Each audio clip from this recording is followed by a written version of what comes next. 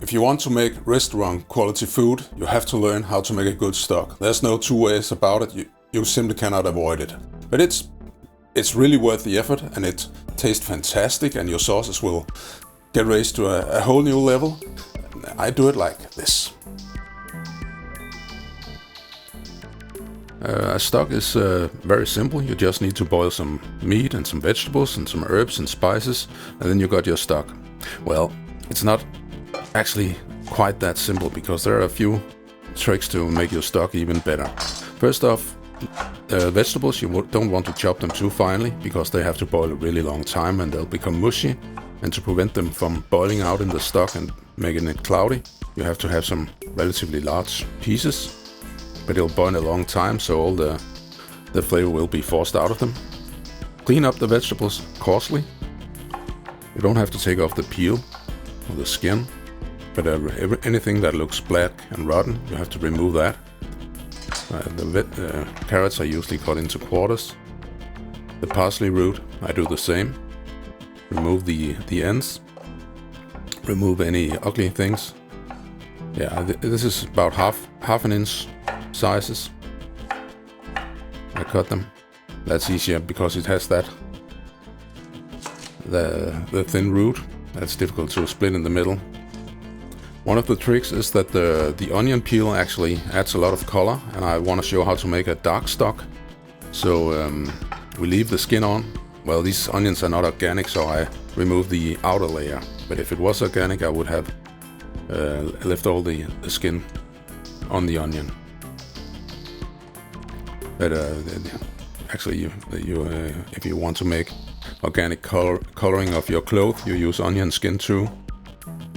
Now we need to brown it, because it, as I said, it was going to be a dark stock.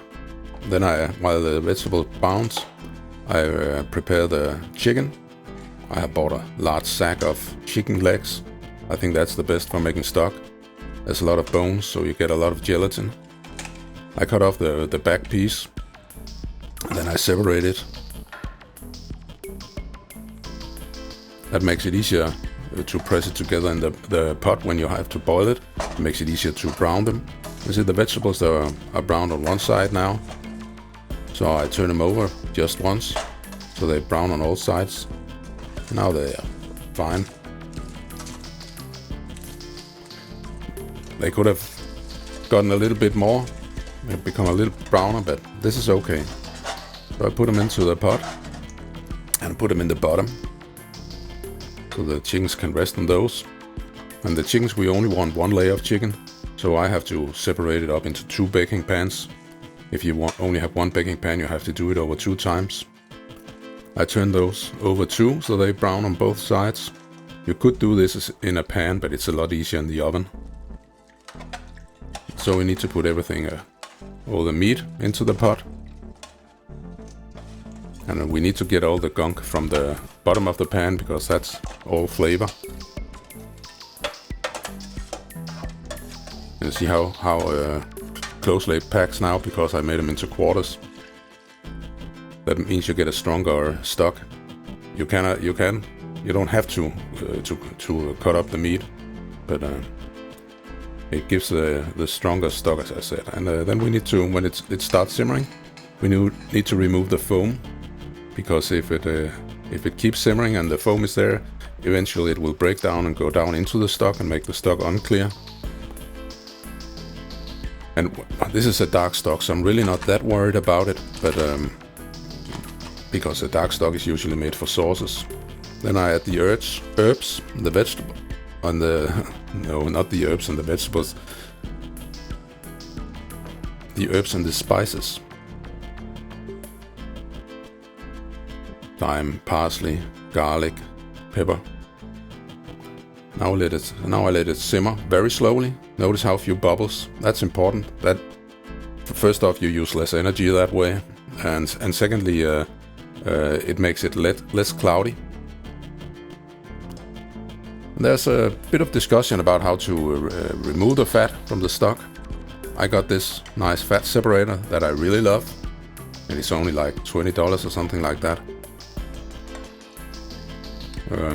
You can't just ladle off the fat. and then separate it manually some way.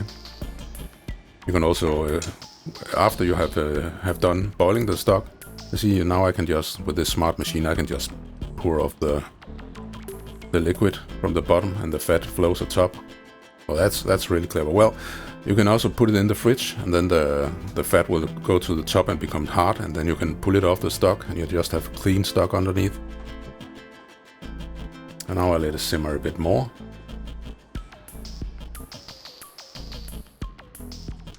When it's done, 4 to 8 hours later, well, you can let it rest overnight, so simmering like that, no problem. Then I remove the meat. You can remove the stock and leave the meat.